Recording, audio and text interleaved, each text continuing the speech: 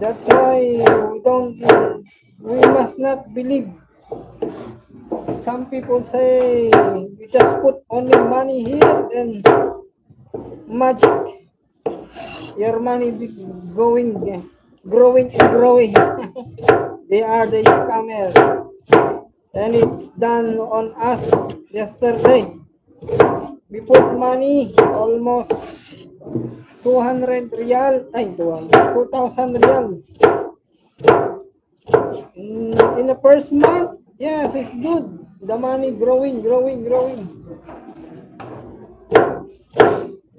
Then, when it comes yesterday, 30, October 30, they said the platform, the company